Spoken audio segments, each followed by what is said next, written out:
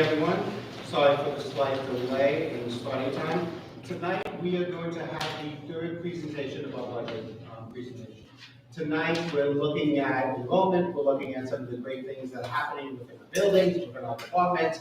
So we actually have the majority of our administrative team here tonight. They will be presenting the presentation that is going to be led by our Assistant Superintendent of Business, Ms. Kerry Laughlin. So at this time, I'll turn it over to Kerry. Ms. Laughlin. So, good evening. We are nearing the end of the budget cycle.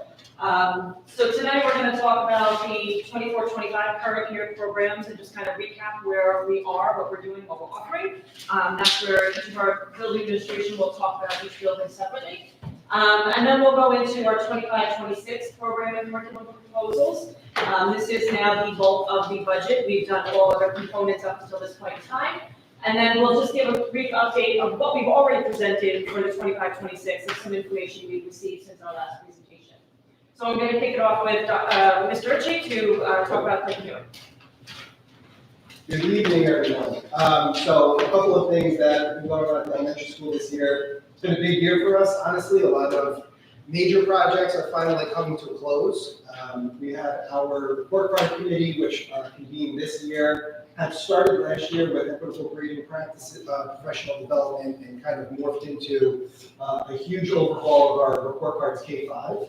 It's been a really great learning experience for all of us. I think our teachers did a phenomenal job of putting together a draft that we'll be proposing at the next board meeting for approval. And it's something that they committed a lot of time and energy to, and did a lot of collaborative work with their teams to be able to put together something that's going to be very meaningful for parents and their students. This is our first year of the PYP International Baccalaureate Exhibition for our 5th grade students. Very exciting project. I was able to actually go up to a couple of the classes this week, and one of the girls looked at me and actually said, "This is like the fun part of the day. We actually really like this." And that was really powerful. So if you're not familiar, exhibition is an activity for our students where in 5th grade, they basically are researching a passion project of their own. We did use a lot of new technology, which I'm going to talk about in a second, to kind of enhance the research experience for the students. But they are so proud in the next coming month, actually in about 2 weeks, they're going to be doing their presentations for exhibition. So we're very, very excited to be able to kind of put that together and for the public for the first time. Last year was the first year they did PYP, but it was only presented to the 4th grade students and to their own classmates. This year we took it to the next level, and they're now prepared to kind of bring it to our community and families. So I talked about increased use of strategic use of technology. That's both with students and with teachers. As a part of our literacy pilot, which I'm going to talk about in a second, we did research another diagnostic assessment tool that we're considering with the pilot program as well. So that's a new form of technology that we're investigating. We have done a lot of work looking into AI for teachers and for students. In the 5th grade PYP program, they actually were allowed at certain strategic points throughout the process to use AI to help generate questions, find information, and learn how to cite all of that information from an AI source, which was a really good learning experience for not only our students, but I think for our teachers too. And for our teachers, for planning purposes, efficiency purposes, better communication, and with that same idea, also with our rollout of Parent Square, being able to use that technology going into next year for our entire program, it's going to be really beneficial for our community. Our literacy program, this has been a major overtaking for probably going on about 2.5 years now. Our teachers felt extremely passionately that this is something that we needed to continue to pursue. To find the best program that we can bring to our students. It is no secret that our reading levels are not exactly where we want them to be, and if there's a program or initiative that helps us get there better, more efficiently, then we absolutely were willing to explore that. They did an amazing job of really doing a deep dive into so many different curricular programs. So we're really proud to, again, next month, big month for us, we'll be presenting once again with the literacy committee as well, with our findings of that committee report. And increasing the breadth and depth of our professional development. One of the things that we looked at over the summer was just kind of being able to look at, are we hitting enough topics and areas, or are we so focused on one priority item right now that we're leaving things on the table? We had professional development with our E&L teachers this year, professional development where we actually took our special education teachers to other schools to do a Suffolk County cohort of special educators to just share best practices. Had training in executive function, school visitations I mentioned, training in assessments, training in mathematics instruction at the beginning of the school year as we rolled out our second year of Envisions mathematics. Literacy program pilots, we had tremendous professional development through that experience as well. Our special area teachers kind of took things to the next level with their PYP planning this year, really doing a lot more collaborative work with the classroom teachers to figure out how they can enhance the experience of our curricular program in the classrooms. And science of reading training throughout the entire experience as well as the parent student and AI trainings I referenced earlier.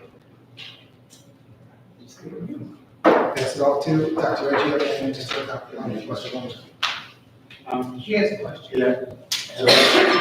Yeah. Yes, I'm basically at this point, it's like easier for us to kind of talk about the literacy piece. 2 years into it, have we seen achievement gaps start to raise, or are we still like status quo? So with the program, like what the literacy committee is investigating is what program is the best for us, K-5, to have a consistent continuum program. Okay. So you're not typically going to see massive, change in students because the pilot program only went from, it was January to March. So to institute a program mid-year like that, we're really just trying to get exposure to the teachers to be able to get a feel for the program to see if it's going to benefit the students. I will say, I don't want to kind of like give too much information and take away their. No, I just, because this is the time like we're budgeting for, I'm just trying to get an idea of where we're headed. Yeah, in terms of academic achievement, they saw things throughout both pilots, for the two programs that were kind of the front runners, that were very appealing, and the students did seem to show improvements throughout the program, improvements that we otherwise hadn't been seeing in certain specific areas of literacy. But in order to say that the program was strictly the cause of that change, like we're just trying to make sure that right now we have the best program, especially because the teachers are just learning the program. So with that moving forward, like a pilot program is great, but at the end of the day, we're still struggling with readers and we're sending them forward. So have we thought about how we're going to get that struggling reader pushed forward, whether it's a summer program, evening program, whatever it is? Have we any thought in this budget process for that? Well, we had talked about some of the programs over the last couple of months due to budget issues. I don't think that was part of the planning to my knowledge right now. I'm not trying to put you on the spot, I'm just trying to figure out, because like if we're gonna have struggling readers, at the end of the day, we gotta find a happy medium, because we're just gonna keep passing them along, our gap's gonna keep growing, our scores are never gonna grow, and one of our board goals academically is academic growth. Sure. So, I think, this is just a generalized thing, it's not towards everything. This is a team, why did I say this? We do have to find ways to allocate funds to make sure that these kids don't continuously keep falling behind. And then how do we truly identify gaps in education if we can't look at standard deviations for special ed services? So like, we're missing the pie and keep testing. If we pass the ball, then we're never gonna know, and then they're gonna hit ninth grade and they're gonna get behaviors. Or seventh grade and get behaviors. Why? Because their reading levels are low. So I guess a request for myself would be is like, we look at something so that we're moving forward. Pilots are great, but 2 years is 2 years of a kid, and I think that's just too long. 2 years, I'm sorry. Meaning 2 years of a kid waiting for a pilot to be okay, he's already in seventh grade. So does that make sense? I guess I understand what your point is. The pilot itself did not transpire for 2 years. So the pilot, the reason that the literacy committee had convened initially was just to look at our programming when it first started, because there was a lot of conversation going on in the world of literacy instruction, science of reading research was coming out, the literacy briefs from New York State were just coming out. So there was a kind of, I want to say there was an initial overreaction from a lot of schools across the island to try to jump at the first thing. And I think our teachers actually did a really good job of being calculating and not overreacting and being impulsive and just saying, we need something new now. They really spent the time and effort to invest in going and talking to other schools that are already instituting these programs, talking to the private, the vendors, doing the deep dive in the research, and not only just in the programs, but also in the science of reading, which we still were learning at the time. So as we learned about the science of reading research and what kind of changes we should be looking for in programming, that is what kind of led us to looking at, well, we had gaps in our curriculum that we needed to address. And that they felt very strongly that the way to do that was for us to look into a program that could be consistent K-5. Makes sense. I just wanted to do it. There was one other piece too, just that it's not directly in the literacy program review, but our MTSS and RTI plans really do help to kind of enhance the literacy instruction piece. So in conjunction with the work that we're doing with the special ed department, having those other programs, we have new intervention programs that we've been doing for a couple of years now, UFLI, Sunday, their reporting Gillingham-based programs. So those types of things we're also seeing tremendous growth in those where students are exiting out of RTI programs and are starting to meet their expectations. Yeah, I guess, again, I'll just go back to this. If we can have some type of remediation plans that we're catching these kids younger rather than later, I would support it 1,000%. Because part of the problem was our program that we had, our curricular program that we had, the more we learned about the science of reading, it further exposed the gaps that we had in the program.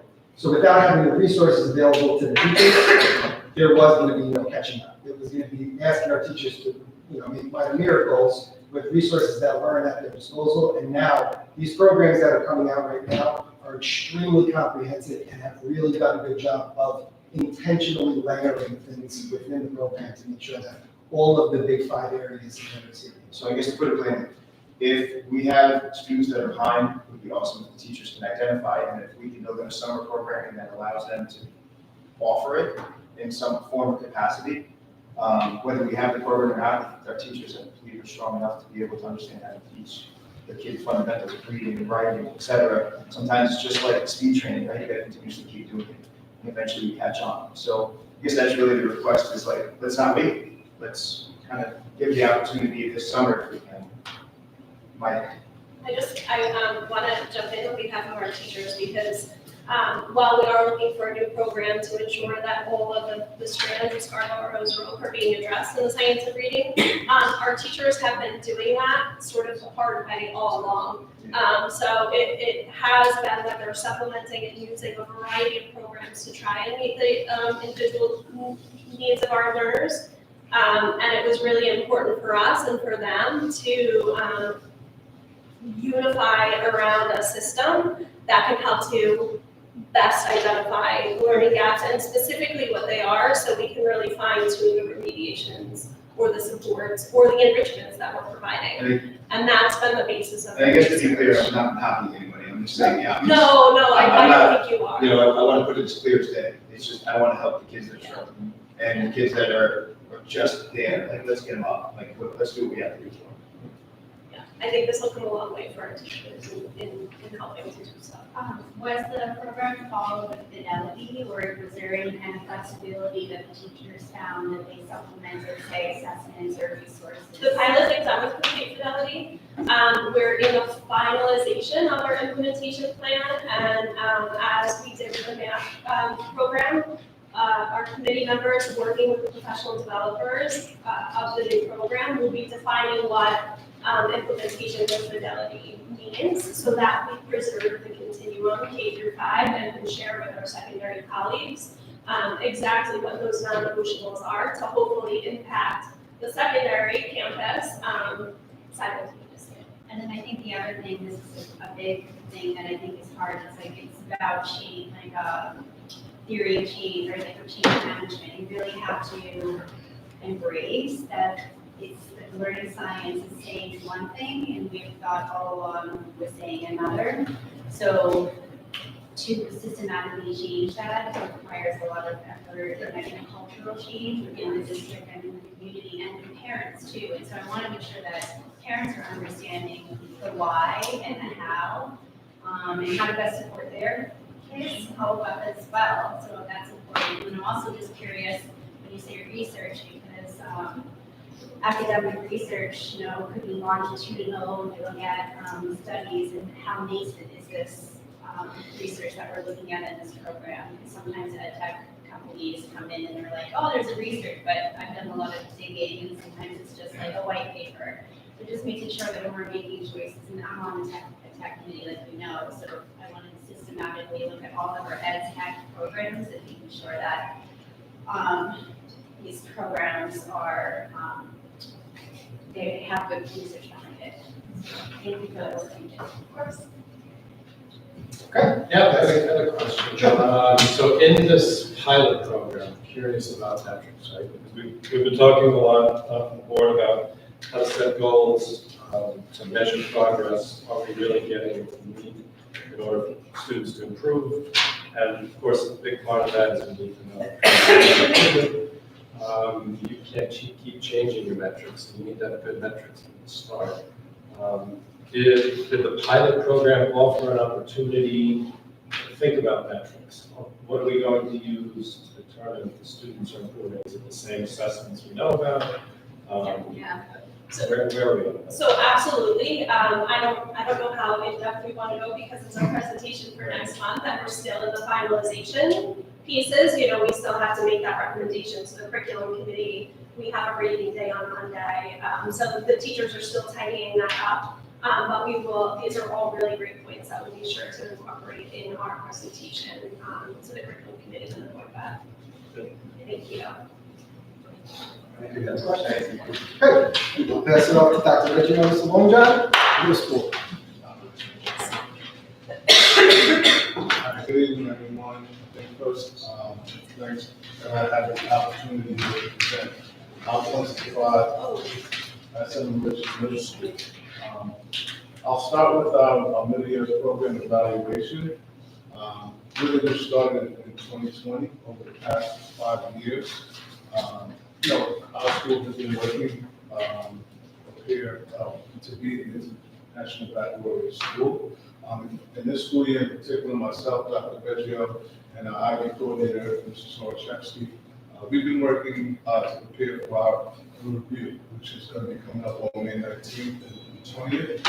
We've had preliminary reviews already in November and January, and we've also conducted a number of self-assessments, up to 10, evaluating our school culture, our student support, and even our teacher support within the building. We're looking forward to, what's coming up in a little less than 2 months, and we see it really as a culmination and also a celebration of the last 5 years. And I'm looking forward to working hand in hand as we work towards that collective momentum for the next 5 years as well. Another point of pride is our Sources of Strength initiative. And really Sources of Strength is a program really to support our students in the area of mental health.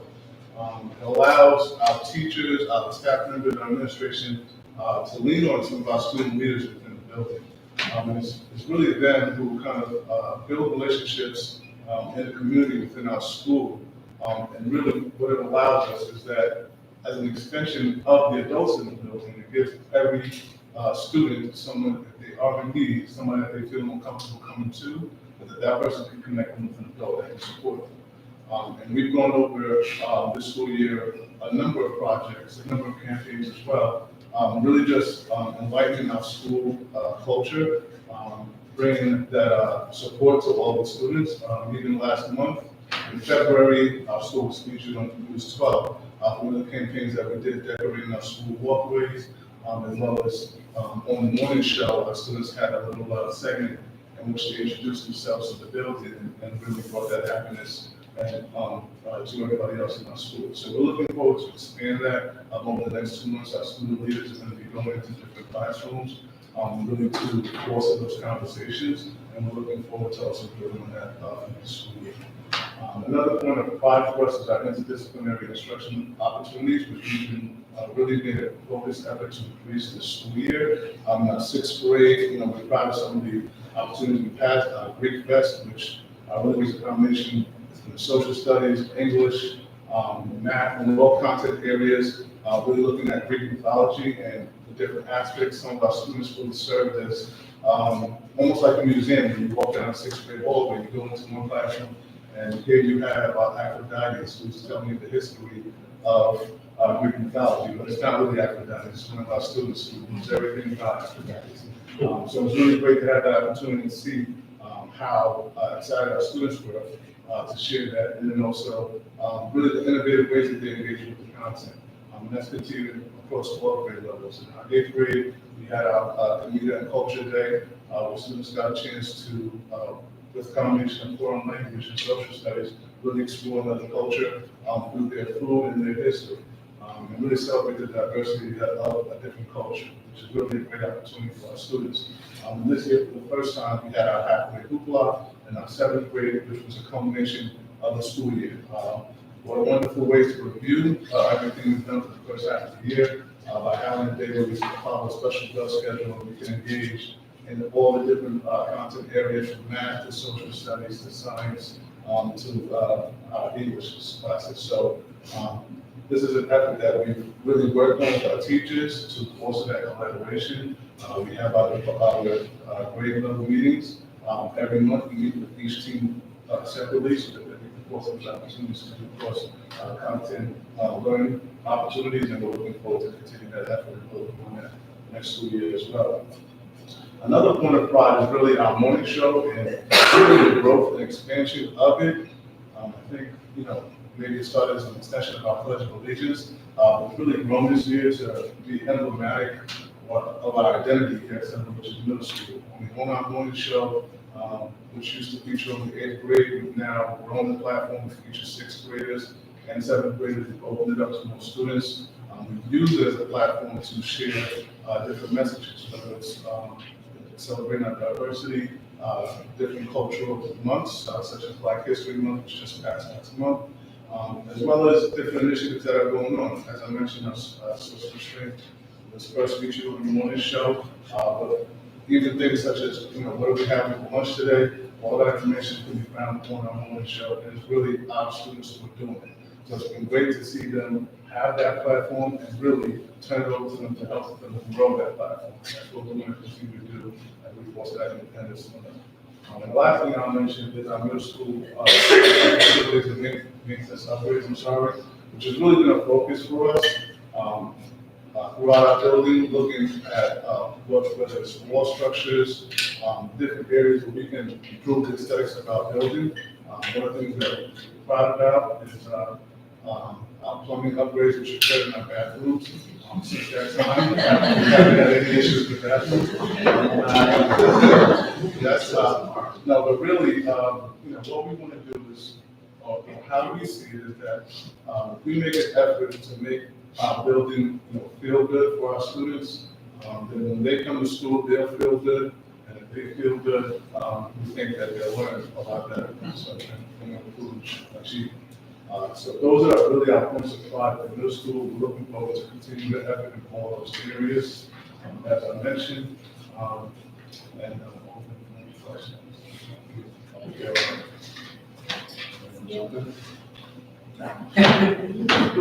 All right, I'm here to present Mrs. Mangonia for the high school. She is up in Albany with our robotics team at the regional competition. So I would like to start by wishing Mrs. Mangonia and our high school robotics team well. I know she's watching live and sad to miss this event, but she's excited to be with our robotics team. So I'll be presenting high school again, Mrs. Mangonia.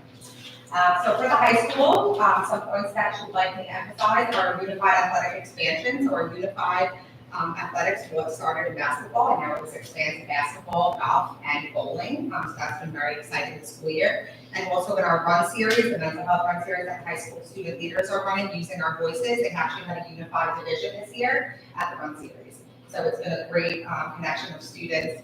And we look forward to seeing that unified program continue to grow. And kudos to those high school teachers that have led the charge. But the unified has really taken off this year at high school. We're excited to see that. Next, strategic curriculum alignment. Mrs. Mangonia made a focused effort this year to provide high school teachers with common planning time and collaborative department days for those teachers that teach regions classes. So with that, she has seen vertical and horizontal alignment across the high school, and that's going to continue next year. for curriculum alignment. K-12 alignment and communication. Under Dr. Soto's leadership, we've instituted bi-weekly principals meetings in my office. And that has been a great way to connect all three buildings further. You may have noticed this year, in the past, Spirit Days have been, Louis has Spirit Day, we also have Spirit Day, high school has Spirit Day. This year, it's unified across the district, so you're welcome. So that is one small example. That was the initial example, the homecoming example, right? But there has been many, many other examples of how those bi-weekly meetings have unified us across the district in things such as small as Spirit Days, but obviously deeper, and curriculum-wise. So we are going to be continuing that this year, but that has really led to increased communication and alignment across our buildings. Student achievement was exciting. She wanted me to share some very specific things about high school student achievement. Recent successes include a National Merit Scholarship finalist, 2 MathCon finalists, and a National History Day participant. And college acceptances are starting to come in the guidance office. So our class of 2025 acceptances have included recently, but are certainly not limited to Cornell, Villanova, Wesleyan, Providence, University of South Carolina, Geneseo, Binghamton, Bryant, Stony Brook, Vassar College, and many more. So congratulations to our seniors who are receiving those amazing college acceptances. We look forward to seeing where you choose to go and spread your wings. And also our BOE students are excelling at the high school. She's very proud that in addition to receiving their diplomas and their certificates, many are on the honor roll this year at St. Martin's High School. So congratulations to our students in our BOE program and the success that you're finding as well. Arts and robotics, like I said, our robotics team is at the regional competition in Albany. So we look forward to seeing their success. They were third round in finals at our Long Island competition last week. And in the area of the arts, we had over 90 students participate in the Little Mermaid between the band, the pit band, the cast, and the crew. So huge participation in our drama program at St. Martin's High School. That was an amazing musical. And our artists are producing work that have been showcased in the Parish Museum this year. Musicians have received national and regional recognition, which we saw at our last Board of Education meeting, including our first in a decade, Mackenzie Speedy made all Eastern, so that was the first in 10 years. So our music program is also continuing to thrive at St. Martin's High School. So on behalf of Mrs. Mendoza, those are some of our high school highlights. And I will turn it over to Dr. Ryan. Can I ask for a quick, you don't need to stay there, because it's general, it's on. Okay. Like, when we look at the high school and the middle school, you're 100% right, like, when we look at the music performance, it's phenomenal. The pit band played nonstop It was amazing. during that Little Mermaid, Yep. whereas, I don't even know how they did it. A couple things that I look at from a high school and middle school perspective that I would love to see support for is that theater program. Right, and I say high school and middle school program because they both do phenomenal jobs. Obviously, yesterday I didn't make amazing things about the elementary school as well. So I mean, it's something that our kids are passionate about. If it is part of building curriculum, it might help a kid read faster too. You never know, right? So to me, those programs they're timeless for kids. Like we just need to make sure that we're putting our efforts forth, and if we can support them in any way, I would love to also see that. Somehow be built into what we're thinking about for our future budgets. I'm sure the community would love to see that too. I looked at robotics in the high school. I stopped in. I honestly didn't know much of the language they were talking to me about, but it was awesome. When you look at that system, it's not my wheelhouse, but it's amazing to see their passion and their growth, and looking at it from an engineer standpoint. And then the growth, when you talk to the advisors there, they're passionate about it, but then they're also looking at it from a youth perspective, saying, man, if we can get like the first Lego club back in play, and I think that was the elementary school, and if we can get something in the middle school. So, sometimes when we do clubs, we're organically creating curriculum without realizing it. And those type of programs would be amazing to have, whether it's now, later, however, whether it's through MYO. And I'd love to see that dialogue continue so that we can kind of help enhance the work that these advisors are doing, and these clubs, but really I don't consider theater itself a club. I think it's just a number thing there. But at the end of the day, like those programs are doing great work, so I'd love to see support head that way within the high school and just continue to grow for those kids. And we are looking at that. So we're looking at increasing our support to the drama clubs. across the board. We do acknowledge the fact that our kids do amazing work, and our staff do amazing work with that as well. So we are looking at ways to kind of offset their costs. Most of the funding that supports the high school musical is generated through ticket sales. We do fund all the stipends that are associated with all of the adults that contribute their time to produce and manage the musical itself. But we are looking at allocating additional funding for different items that are cost items of the musical. So we are having that conversation. We are possibly looking at robotics. So this is part of our conversation because we want to the best of our ability, enhance and support what our kids are doing in all areas. Not just, we talk about reading, we talk about math, but looking at the arts, that is another way that a lot of our kids can express themselves. Sometimes that is the only outlet, just like sports. So we are looking at ways to increase the level of support that the district has for those particular programs. And another thing in the high school, like, we do a lot of great work. We get a work-based learning coordinator in there. That work can count towards credit. We've talked about this a little bit over time. You know, I know we had a company that used to do job fairs. You know, we're still working on that right now. Job fairs are essential for the community, for the kids, the sense of pride and how we help these kids. You know, we have to just, as we're working through everything, you know, it's something to be mindful of, but then that work-based learning coordinator. And Marissa is not here tonight, but we are working on a job fair for this week. And So that is going to come to us. That is coming in. And again, no pressure, I'm just speaking locally because we're building the budget. It's items that enhance our school, that enhances our kids' opportunities. The work-based learning coordinator is a phenomenal thing. The money, you know, if we find that money, you know, you're talking about different options for kids, different pathways for kids, but you're also putting kids in the community to work. And, you know, now that we're doing the budgeting, now's the time where we should start to look at those programs. Yeah.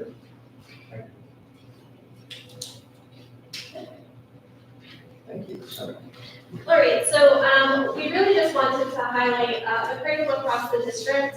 It's not one of those big flashy items like the programs, but our teachers have been doing a lot of work around our K through 12 continuum. So as Mr. Ritchie shared, as we've been co-facilitating the report card committee for elementary and the literacy committee, there's been so much work, time and energy by our teachers to really ensure that they're doing what's best for not only the students within their building, but there's the students P through 12 in Center Ridge School District. So I can't stress enough how much work and attention they've given to these things. We've implemented Parents Square this year, and it was sort of a soft rollout at the district and building level. With the potential to move next year to teachers using it in order to have a one-stop shop for all district communications. We have some really fantastic data to show parent engagement and all of the stories and even direct messaging communications that teachers are engaged with. As a result of putting in this instructional technology, we've also been, for the first time, able to distribute our STAR reports in an almost seamless distribution. It went out earlier this week. There was one glitch where we, at Clayton Huey, sent out literacy and math, and parents got 2 maths. But Mr. Novi and the tech team really jumped on that and fixed it very readily. So everyone should have their right reports. But the ease of just sharing information with our parents has really increased with a technology such as Parent Square. And what's really nice for that is while your teachers are in the classrooms every day advocating for students and helping to individualize instruction, these are really important tools for parents to use and know and be able to use to advocate for their children. So we're really excited about just increasing the transparency with what's happening with your students. and hopefully helping to foster more rich conversations around your child's progress in literacy and math. I just wanted to say thank you for, sending the STAR assessments out. I really loved, and I said this to Dr. Soto, I loved the level of, the granular level of information. Because as you're moving towards a holistic report card and then that transition, we have to let parents know that there's many data points when we're looking at assessment. And that one was a great one. It was really good to see. And I loved that it came to parents where I think so. Yeah, I just wanted to say thank you. Yeah, as I share, I often compare it to the medical profession that, when you go for a physical, you go for blood work, but there's a holistic piece to it, there's a conversational piece to it. There's numbers and metrics, yes, but then there's also the conversation with the doctor. So the same thing should be happening with your children, with their educators. And so we're trying to get that information to be readily available to you to help facilitate those conversations. And our teachers have been really supportive in that work as well. When Ms. Mangonia and I met this summer to plan the next generation planning days, it was really important that we did so in alignment with our previous year's research results. So our teachers not only have been co-planning at multiple points throughout the year with their middle school colleagues, as a high school and middle school together, they're collaborating around common unit planner templates, and they're also using the information that they've gleaned from last year's assessments and trends over time in order to inform that work. So really impactful work, and just giving structured time for our educators to really collaborate and innovate in education. We're seeing wonderful things in the classroom. Our IB evaluations for DP and MYP, it is a 5-year cycle. But what's wonderful about that, the building leaders and Mr. Roberts and Mr. Wachowski are really doing the heavy lifts in evaluating all aspects of our program. But what comes with that is collegial conversations, again, with teachers about our continuum, about our culture, and about the way we do things and our essential agreements. So that's a very valuable process for us. And again, I can't stress enough how hard our teachers are working in all of these curricular areas to ensure that we are doing the best to provide a robust MTSS plan to align our curriculum and to really start to harness data to make it more powerful in informing instruction. And finally, teacher-led workshops during conference day, I think was really important. Our teachers have come with a wide range of expertise. And sometimes the tendency is to go seek out that national expert or to go out of district, but we have so much within. And so it was really wonderful to be able to plan over the summer for the teachers to lead their own workshops during superintendent's conference day. I think we received, all the teachers I spoke to really appreciated it. And it was a nice way to, one, honor their craft, but two, teachers got to sort of select the things that they were either passionate in or realized that they might have challenges or needed enrichment in. So it was a wonderful day for all, and those are just some of our curriculum points of pride. I have a question. Oh, I'm sorry. Okay, how are we using the STAR assessments to identify gaps? Are we using them to help us, and what are we going to do for the students who recognize that they're falling? So as Dr. Craig said earlier, the STAR assessments are just one point of data. However, they are used in both the elementary and middle school. They don't exist as the high school. It's just a K-8 universal screener. But our child study teams do use that as one of the data points when they're looking for students who are possibly in need of intervention, when they're progress monitoring students that are receiving intervention, and also when we're looking for students who perhaps need enrichment. Thank you. What is your planning for kids who need enrichment? That might score really high and you're seeing that they're not, their needs are not being met in the classroom. Is there any talks at all that assessment would inform practice? So oftentimes in the example of enrichment, because our learning specialists have very fast schedules in providing remediation or supports for students who might not be quite making the proficiency cut. It's conversations, and both of our buildings do a wonderful job with this, supporting the teacher in finding ways to enrich in the classroom. That's a hard thing, especially if you have a student who's way above where the rest of the group is. But that is the design of the child study team, to really collaborate and talk about individual students and how to make the best out of their learning journey here in Selfridges.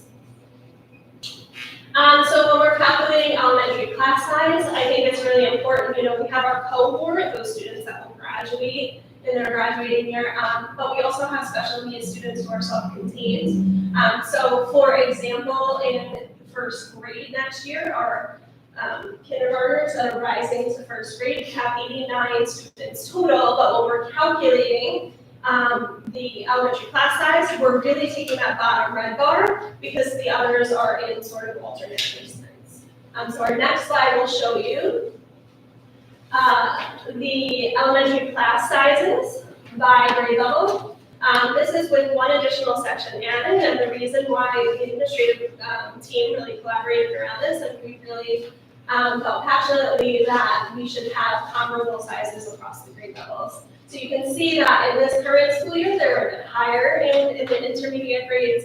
And I think this budget and our projected enrollment does a nice job of lowering those sections across the board. So they're hovering around 20 in the general education side. Middle school projected enrollment is kind of going to remain static. You see that 8th grade is going down next year, but 7th grade is going up and sort of cancels itself out. So there shouldn't be much impact to class sections and things like that in the middle school. And it's basically the same story at the high school. So again, pretty static enrollment there that really shouldn't alter the number of sections that we need to provide in order to make sure that our master schedule works. So with regards to that, that comes into play now staffing. So that's our enrollment, and now we need people to teach these children that are coming through our programs. So this is just showing what our percent growth in salaries are, and that's just strictly instructional salaries. And you can see we have been growing, and that is, we have contractual obligations for raises every year for all of our staff. But you can see the bubble there in 23-24 and the 24-25 year, and that was a planned bubble because we had that federal funding with the COVID money, and we hired new staff with that money, and we were slowly starting to absorb those positions within the budget so that we could remain fiscally stable going forward.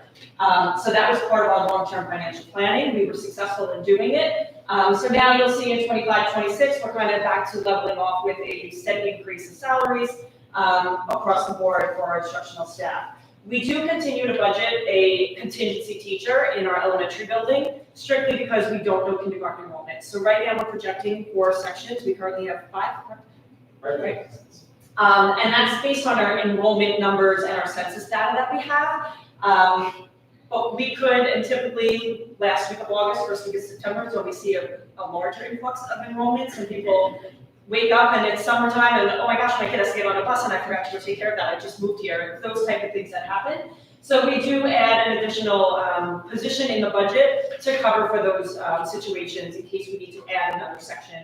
And not necessarily just in kindergarten, but that is really like the primary area that we're watching, but it could happen in any of our grades.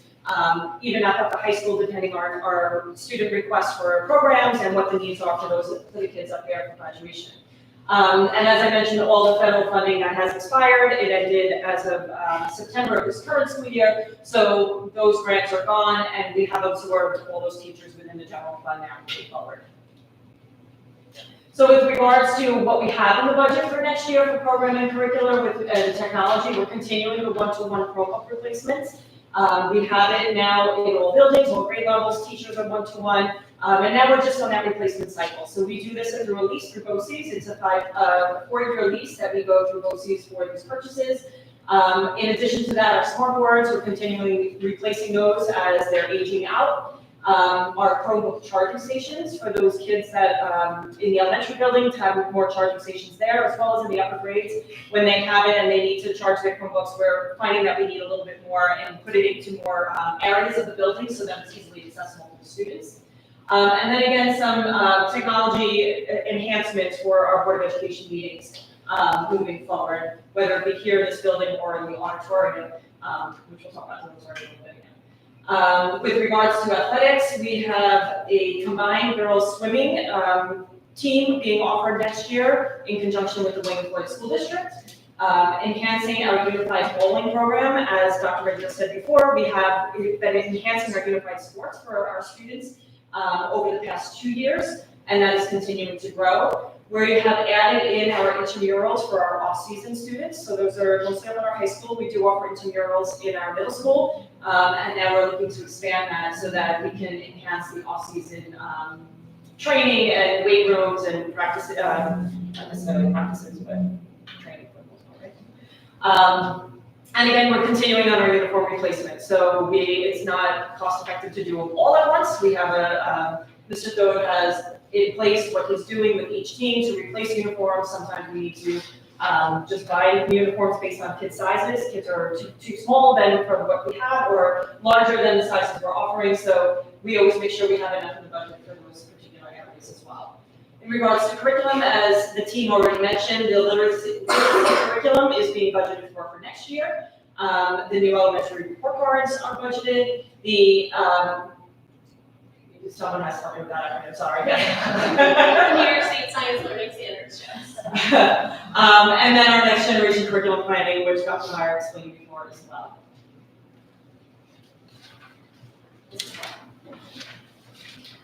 Question regarding the, I don't know if this is for.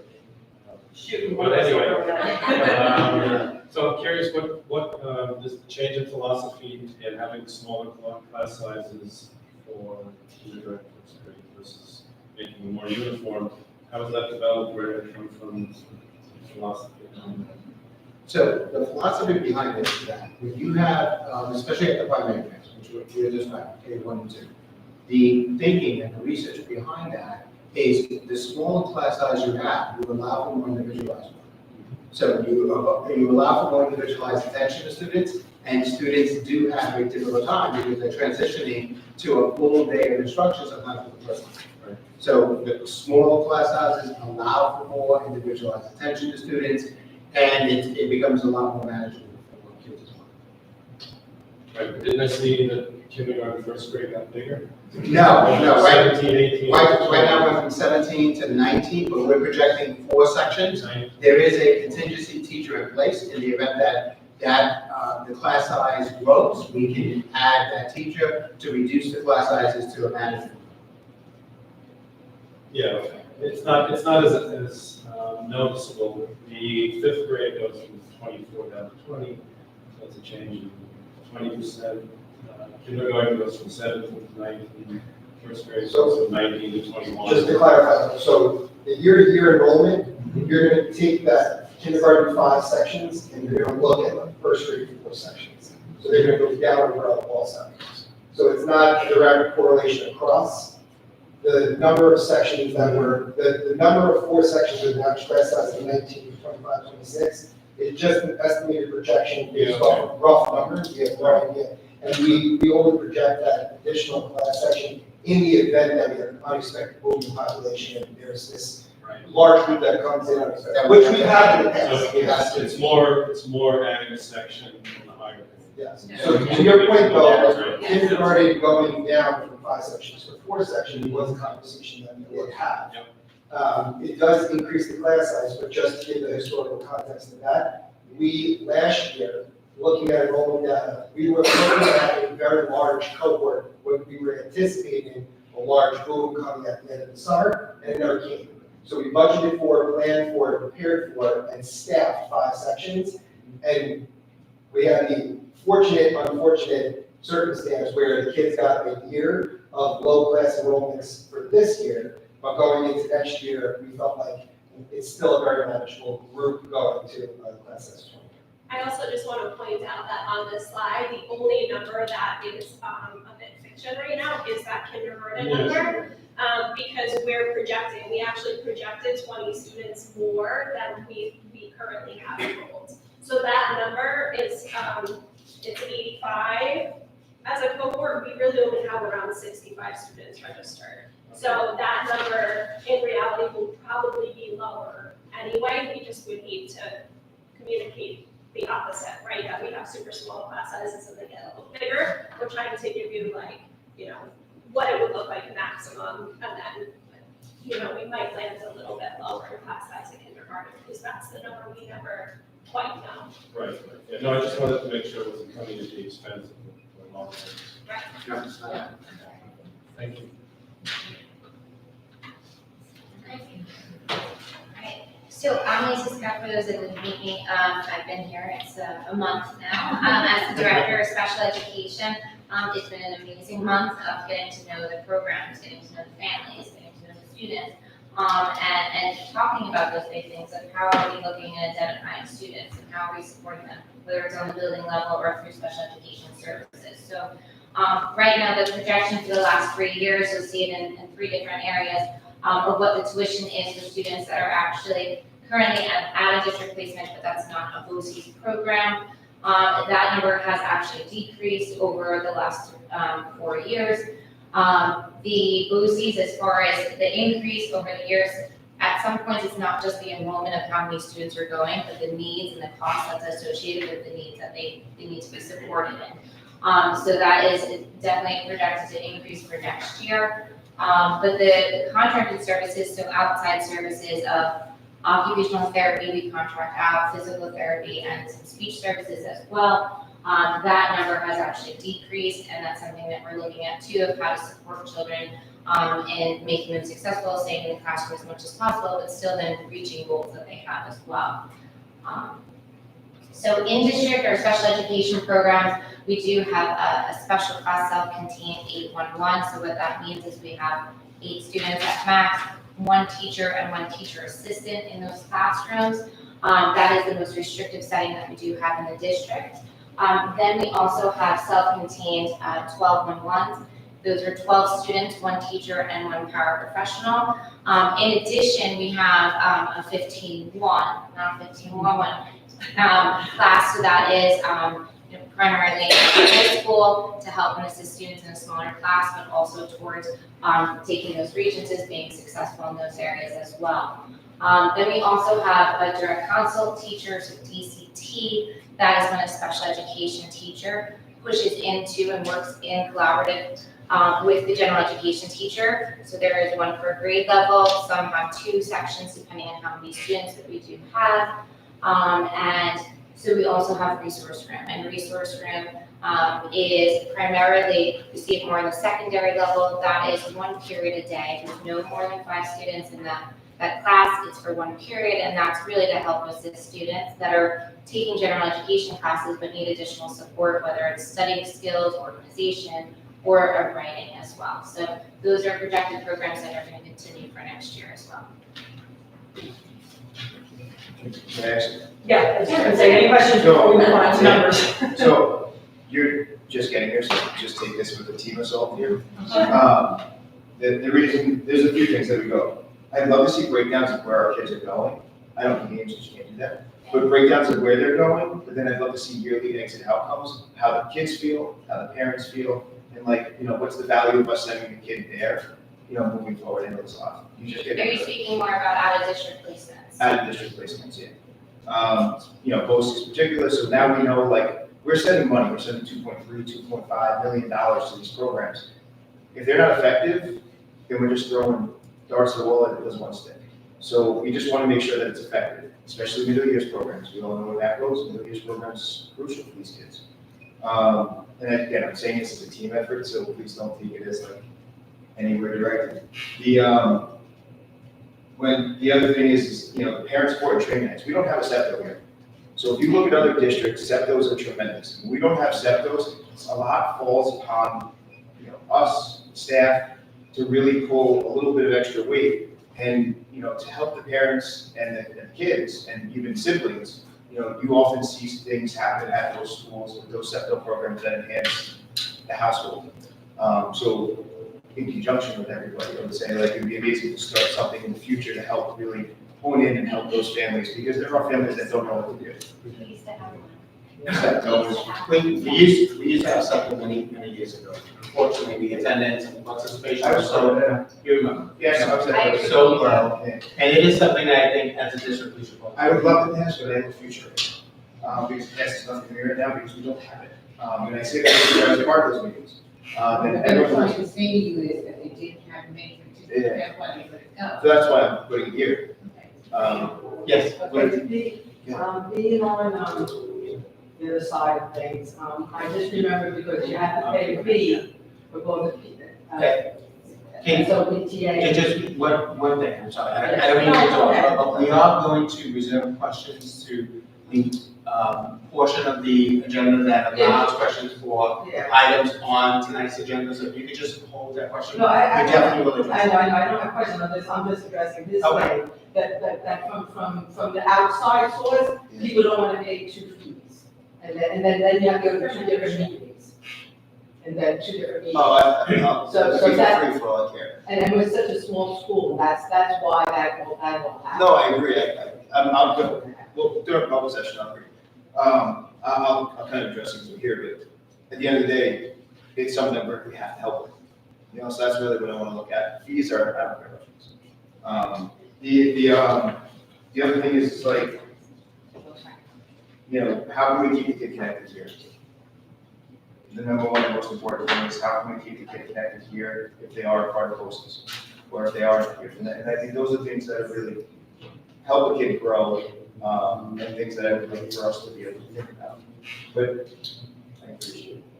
Sorry. Just to respond, even today, we had a team that went to BOE and to discuss, observe, to see if there was a student that was going to, be able to come back and be successful. So those are things that we're looking at, and that's a team effort that's talking to the parents. And because if we can have success here, this is where they belong to be, right? So that is something we consistently look at. We can talk about SEPTA. I think from coming from a district that did have SEPTA with low enrollment, that's what happens.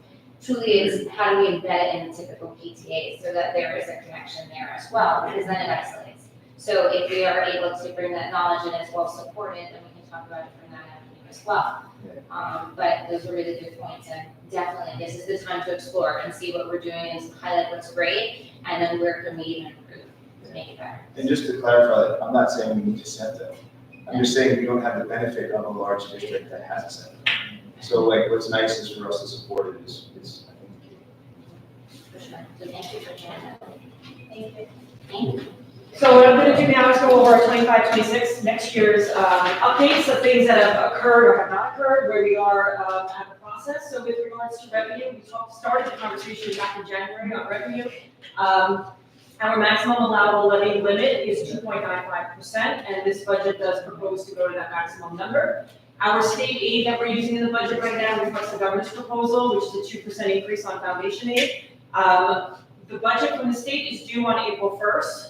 Not sure if we will have an on-time budget. There really hasn't been any inclination of that. There are conversations being had. The one-house budgets do actually offer a little bit more money, changing some of the factors in foundation aid formula. So we could potentially see additional aid as a result of that. But I don't believe we'll see anything less than the 2% at this point in time based on advocacy efforts that are happening at the state level. We are continuing to use our ERS and TRS, that's the Employee Retirement System, the Teachers Retirement System reserves that we have. Those are our funds that we put money to the side to help offset the expense the district has for our employees. We are looking to use those at a lower level next year though, than what we have in the past. And we do have tuition increase, our total tuition for all students that come into the district, whether it be our Native American students, our special education students, our East Merchant students. That tuition number has increased at this point in time, and that is strictly based on enrollment changes that have occurred throughout this process, projections that have changed, as well as the rate projection that we're using. So now as we start to get our budget for next year closer to actual, I'm actually able to project what our rate will be, because those rates are derived off of what your actual spend is in the current year. So we are projecting a little bit of an increase in the tuition line on the revenue side. With regards to our expenses as a whole, this is just kind of showing you what makes up our budget. And as you can see, almost 50% is salaries. Our people that are educating our students here is the largest cost. And then the benefits that relate to that are the second largest cost. And then coming in behind that is our contractual supplies and our BOCEs. Those kind of go hand in hand. As a lot of that within there are the services that we're providing to our students, our professional development, the tuition for our students going to BOCEs, our occupational education programs at BOCEs, as well as the services that we have coming in on our contracts for, as Mrs. Scott mentioned, our OT/PT, and any other services that we might be bringing in by contractors. Transportation does increase each year based on CPI, which is measured in May, but we don't find out till June, so we have to continue to project that based on where CPI is trending right now. And that is what we're doing at this point in time. And then our debt is just that, it's the debt the district has incurred as a result of past bond votes, and that number we have set schedule, so we do budget for that each year as well. So as we're coming to nearing the end of the budget process, we do have a few things sitting out there that we're waiting on. So teacher retirements, well, we have received a few already at this point in time. Under their contract, under a certain clause in their contract, some of them need to let us know by April 1st. So until that point in time, we can't project if any other teachers will be retiring. We are also, as Mrs. Scott said, they are still exploring placements for some of our special needs students. So as they're finalizing that over the next few weeks, that could make some swings into our budget, whether it be another expense or some savings if we bring some students back in from BOCES. And then again, our final state aid numbers, which we're hoping to have on the first week of April. But if we don't, we're going to stick with the 2% so that we can adopt the budget on time, which is the April 26th. 4th, 3rd, I think. After spring break.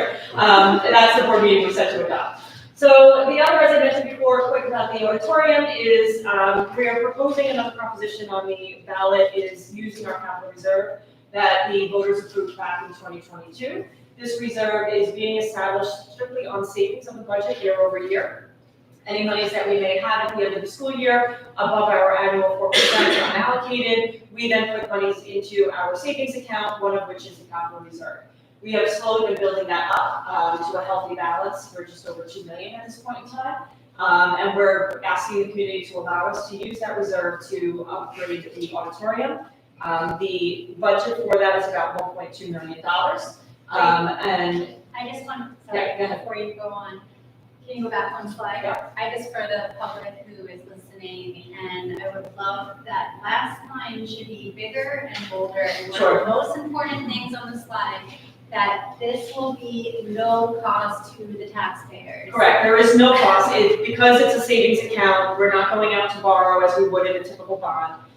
We're using our savings in order to pay for this renovation, so there's no cost to taxpayers. But the benefit of it is we do get building aid on it. So we are going through the whole process with state aid approval to do the work in order to get the 78% building aid, which that does get paid back over the course of 15 years, but that's just revenue coming into the budget to help support future programs.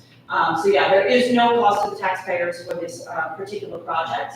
And the project proposal is to do full seat replacement. I don't think I need to explain much if you've been in the auditorium, what that entails. Sorry, on the last slide too, it also says use of reserve requires voter approval, so that, I just want to make clear, so that we need voters to approve that, so we can use the funds, but it does not increase, anything to the tax. Thank you. Yeah, I guess one perspective to look at this is, we've developed quite a list of things that our buildings need. We're desperately needed for parents here and there. If you look at the auditorium, that's, the poster child for the work that our buildings need. And the past few years, we've put up bond proposals, fairly pricey ones, but responsible nevertheless in terms of the work that we're doing. That's needed work, and the community is not looked at those favorably. So we're doing our best to try to respond to that, right? So not only is this a smaller dollar amount overall, but it's not affecting the taxes in any way. So, it's true, it's paid for already, but it's coming out of the general budget essentially in terms of formal savings. So this is kind of, we're evolving in how we're trying to fund this in response to what we see as a community sentiment for spending this money. And this is something the facilities committee has been working on, and, as you've been part of it for the past few years, in developing what those bond lists look like, and now saying, okay, how else can we start tackling these things? What do we have? So we're looking at our capital outlay projects.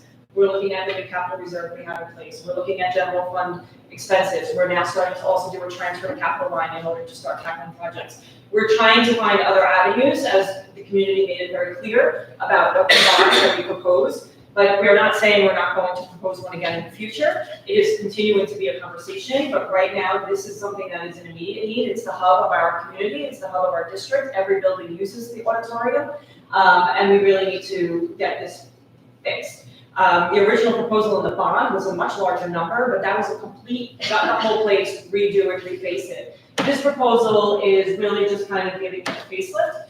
It is replacing all those seats. So once we pull out those seats, you realize that cement floor underneath is looking a little shabby as well. You don't really see it because the seats are there.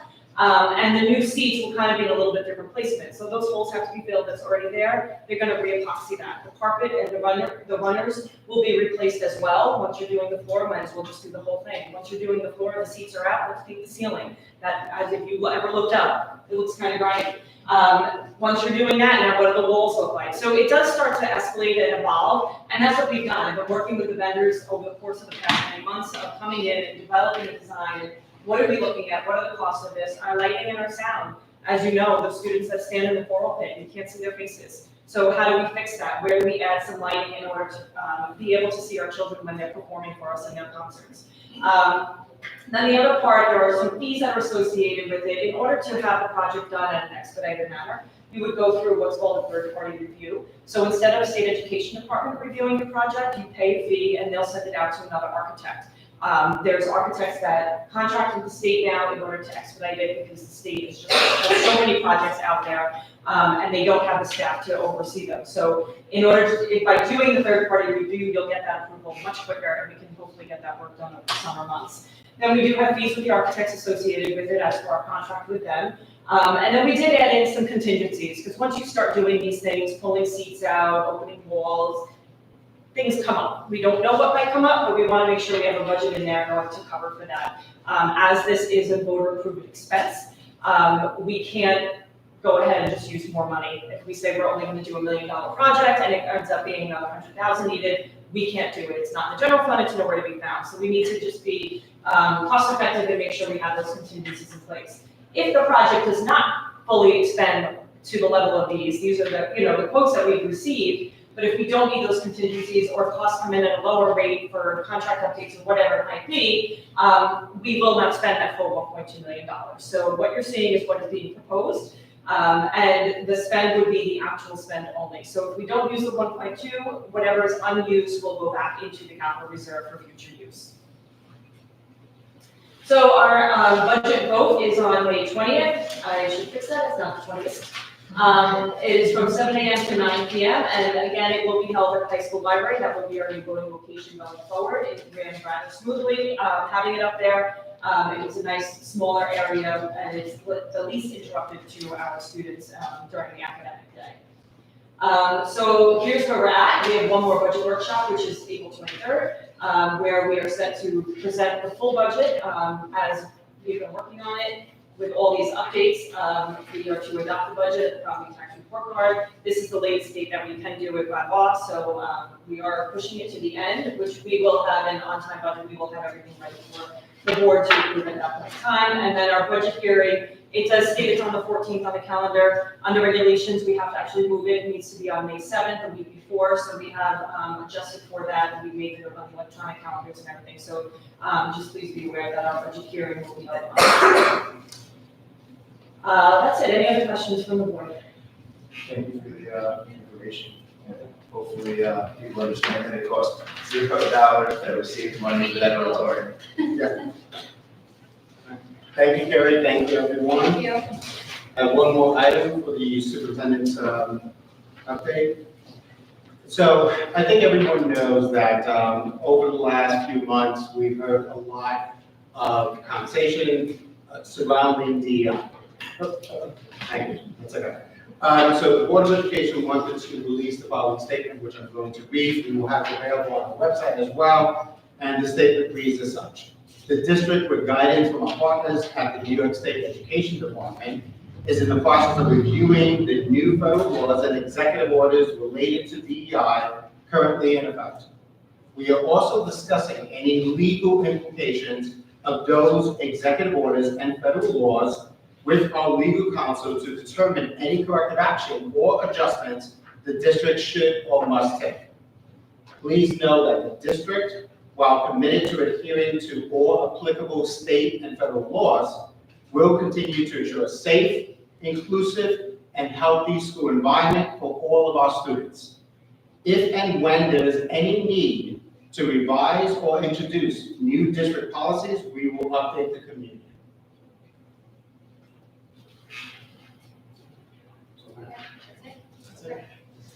Questions and comments regarding tonight's agenda only? One second, this is the opportunity for persons who wish to speak or have written letters to the board regarding topics that are included on this agenda.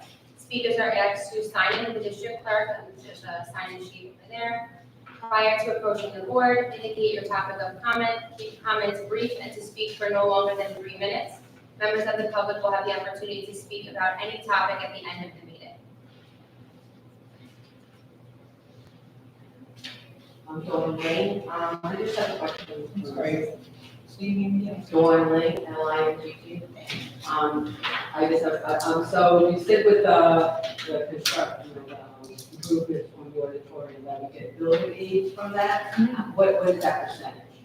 Right now it's at 78%. It does fluctuate year to year based on the wealth of the district and the community and all that. But we've been around 77, 78%. So, okay, so, explain like how, okay, so you have 1,200, and so we're gonna get 78% of that from the state, in what increments? It gets paid out over the course of 15 years. It's divided. The whole amount gets paid out of 15 equal payments. Yes. And so when you receive those funds, how do you classify that in your budget? It goes right into the general fund. We would budget as revenue. So every year, we have a schedule of all our building aid. We know where our projects are and when aid is falling off. This would fall into that schedule, so it would just be general fund revenue going right back into the general fund to assist the budget going forward. Okay, and now the cash reserve, how much is in there? We have about 2 million, and we anticipate putting more funds at the end of the school year into that reserve. We're allowed to go up to 5 million, as per what was voter approved back in May of 2022. Thank you. So I had a question, Stephanie Holderson. So I had a question about the universal class size perspective. I noticed that the only cohort that's actually going to be increasing in class size is the current kindergartners, rising first graders. And so I was wondering what the perspective was there, where I saw decreases in all of the other classes, all the other cohorts. But just that one class is actually increasing. And I am all for smaller class sizes. Absolutely 100%, it makes an impact on students. However, I am more of an advocate for smaller class sizes for our younger students because they're still developing their foundational skills. They still have the tendency to need more assistance on one-on-one basis. So I'm wondering what the perspective is on that. I think the perspective was to try to equalize the classes across the board. Because we've received concerns from parents as well as our teachers in terms of the larger classes in the intermediate grades, 3, 4, 5 as well. Because those are the grades that we are preparing them for assessments, we are preparing them to move over to the middle school and take subject-specific classes. So in our determination in terms of looking at that, and this is something that we went back and forth. I remember having the conversation with Mr. Ritchie, and we were saying, okay, should we keep this class size in terms of K going into 1 relatively small? And I think looking at it from the equal basis of all grades kind of outweighed the conversation. But we do have an additional teacher in the budget. We have to look at what is going to happen in K, because as Dr. Maya indicated, right now we have 65 confirmed kindergarten enrollments. It does change. It changes a lot in the summer. As Ms. Loughlin said kind of jokingly, sometimes people just realize in mid-July or August, ooh, I forgot to register my kindergarten. So once we have a more solid number, we can look at those class sizes and make a determination as to whether or not there's more value in first grade increasing that or decreasing the class size and increasing the sections. to support that. Okay, I appreciate that. My concern, and I'm, kind of going back and piggybacking off of what you were saying before, Mr. Kennedy, that, concerning about test scores and worrying about whether or not they're ready to get to middle school, if we're already putting some of our younger students at a detriment because they have much higher class sizes than everyone else, that's also causing a problem long term. And so I just request that the board considers and the school building personnel considers that if we do have that additional teacher, that contingency teacher, then I'm asking if you would consider making sure that they go to that first grade section to open those up and have a smaller class size at that very formative year. Thank you. Christina Muratori.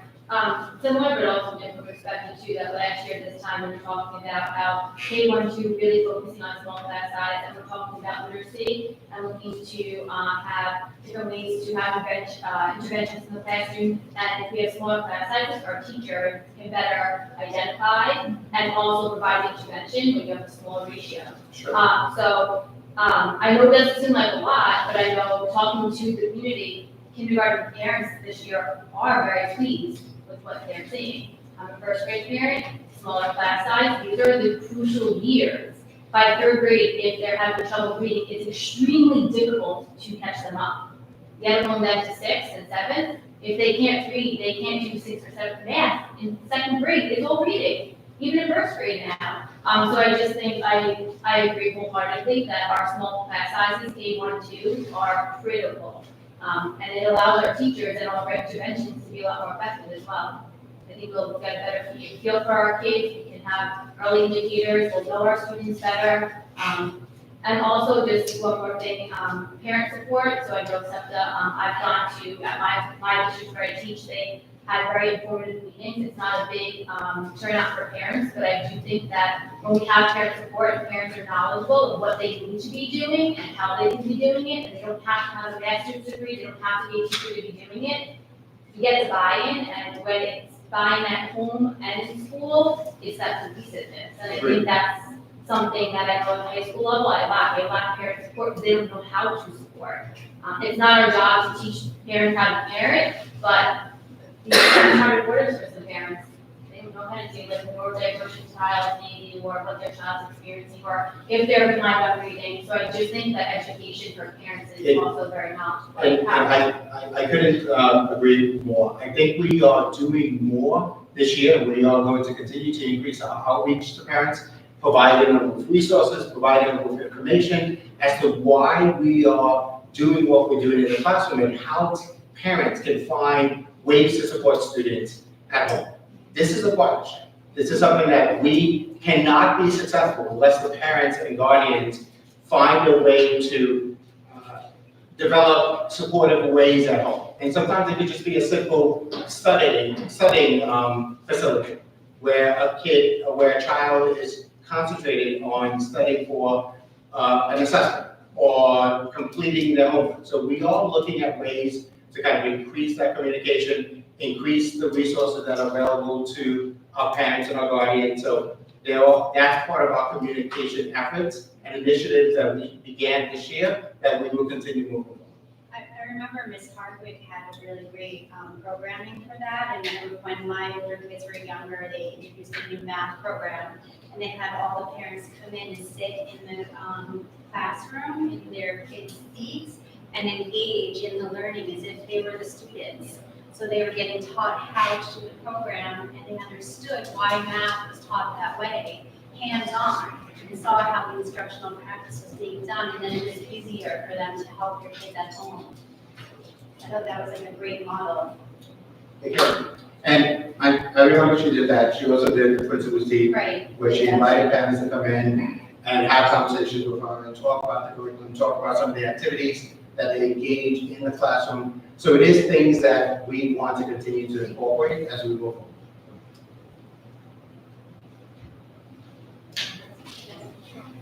John Thomas. I just want to talk about the renovation in the auditorium. I have 2 children in that program of the 90 kids that were in the Little Mermaid. And I've been talking to a lot of people in the community, a lot of people that have children in the community, and then also a lot of people that don't have children in the schools. And I'm trying to, spread the word because it's something that's very important to me and also important to the community, because going in there and seeing that auditorium is, it's not something we should be proud of, but it's something I know we want to change. But talking to people that don't have children, immediately, they're saying, no, I'm not voting for that. I don't want my taxes to go up.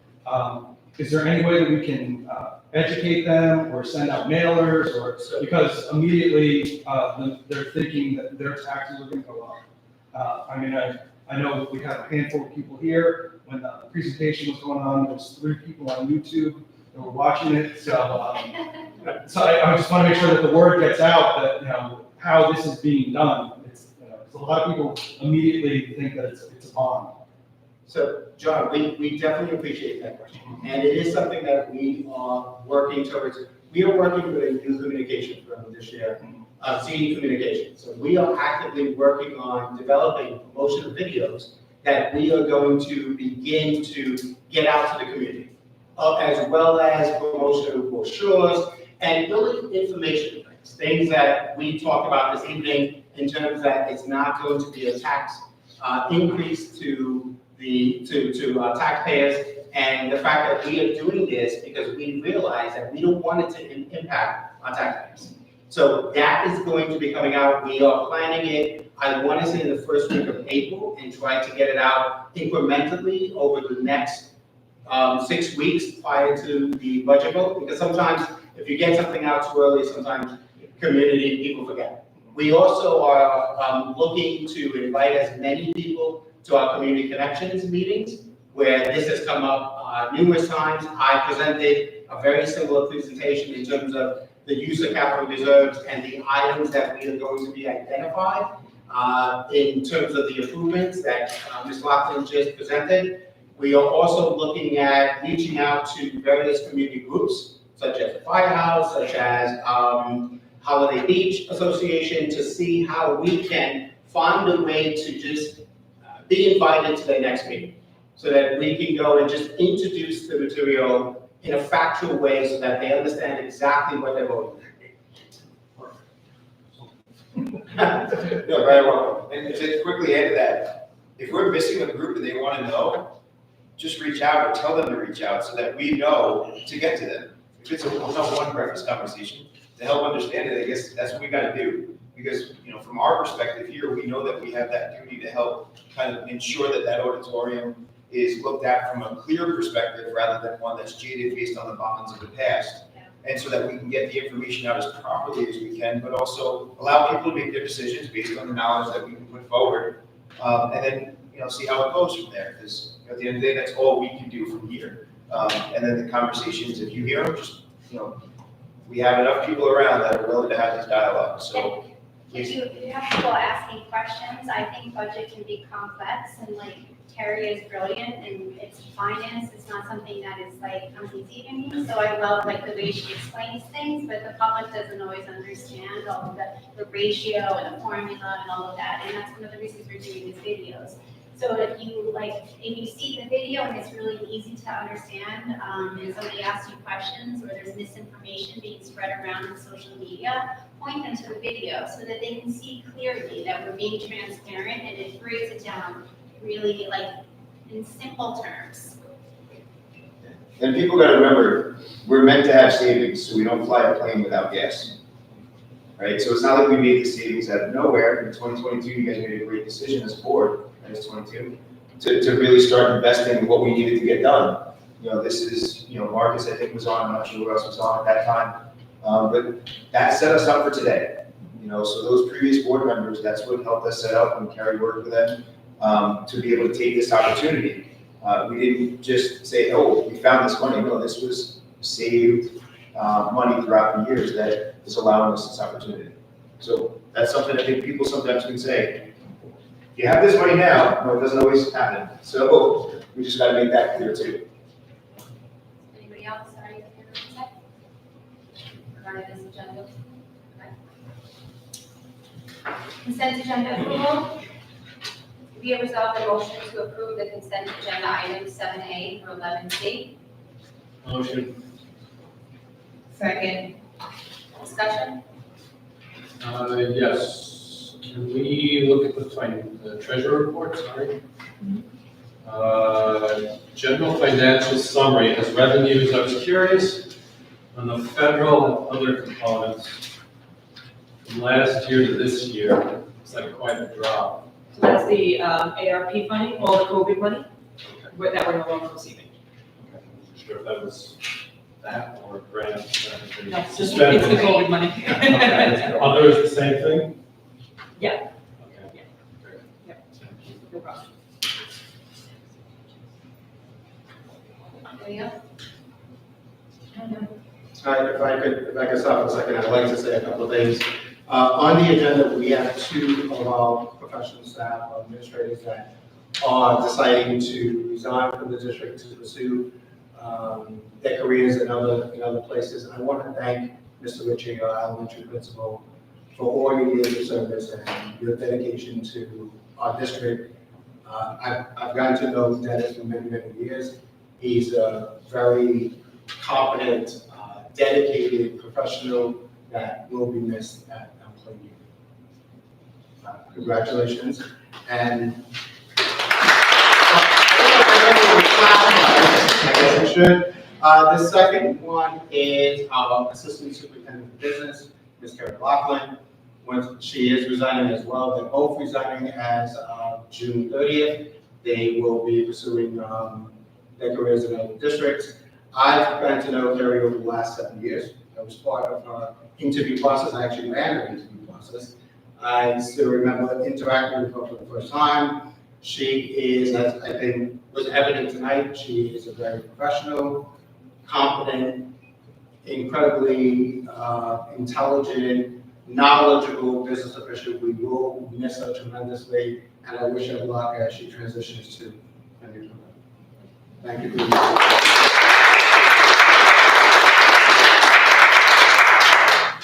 All right, we have also someone on the agenda that's retired. We have a special education teacher, a gentleman by the name of Scott Hicks, that has worked for the district since September of 1998.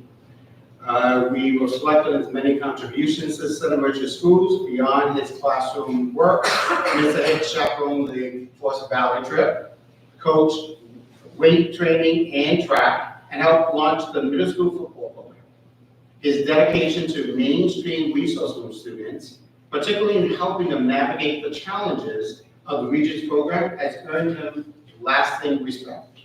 Known for his deep understanding of his students' needs, Mr. Hicks excelled in balancing a grizzly bear teddy bear approach, providing both firm guidance and nurturing support.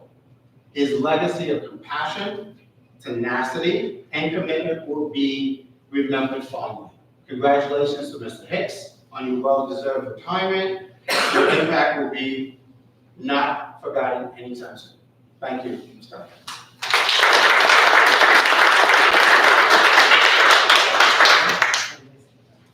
Congratulations to all of you. To Andy Coach Hicks, oddly enough, when I moved here, he was my JV coach in 1990. To learn that he then coached Holden, my son, in the final year was kind of cool. And the technique was still the same. So Holden goes, because he explains it so well, I'm like, because he breaks down every little detail on the football field. So it was kind of a cool full circle moment when I walk on the field and I go, I like it. And, you know, to see it kind of go over my son, and then, you know, Coach Hicks was a good coach back in '97 for us, and at Longwood it was a lot of heat there, so you had to really step in and know what you were doing. That's nice. Yeah. All in favor? Yes. Yes. Motion carries unanimously.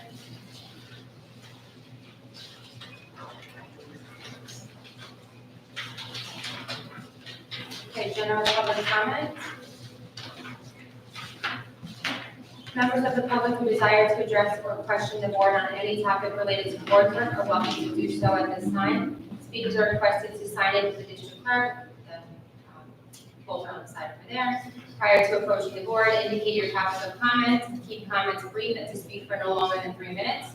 To appoint a spokesperson if the concern is group concern, and to supplement verbal presentations with written reports if necessary or desired. Does anybody have anything they would like to say? just, you mentioned holiday weeks about getting the message out about the budget. Our next general membership meeting is April 18th. Did you, contact them?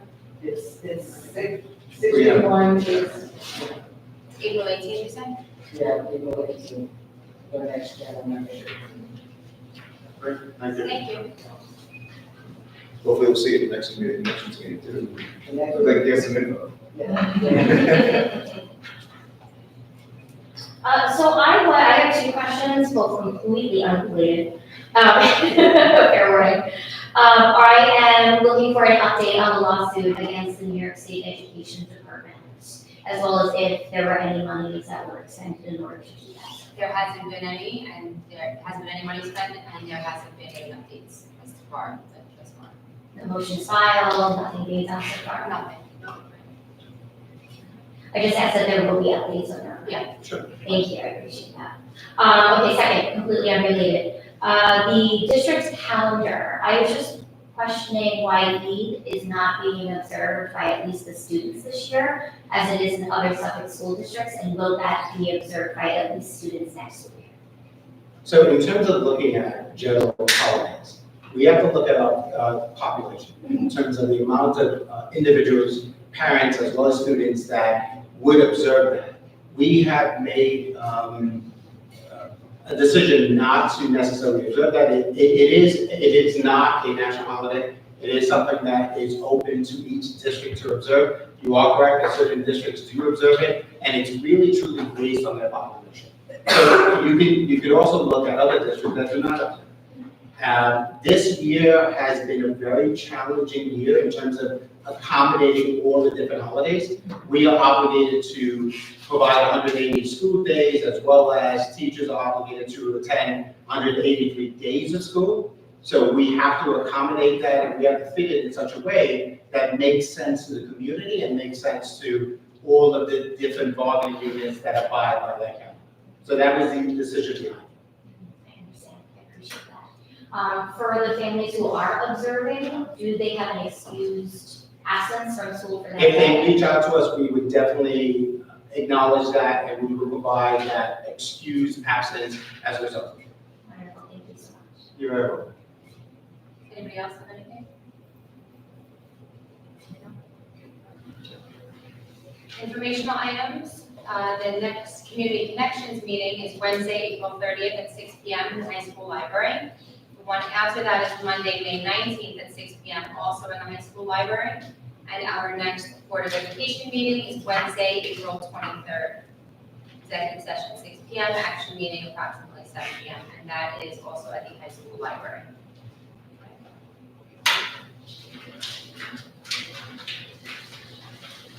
Motion to adjourn tonight's meeting. Motion. Second. All in favor? Yes. Yes. Yes. Motion carries. Thank you, everybody, for coming. Look at we're a team effort. If you didn't speak and didn't sign in, just please make sure to sign in. Thank you. Oh.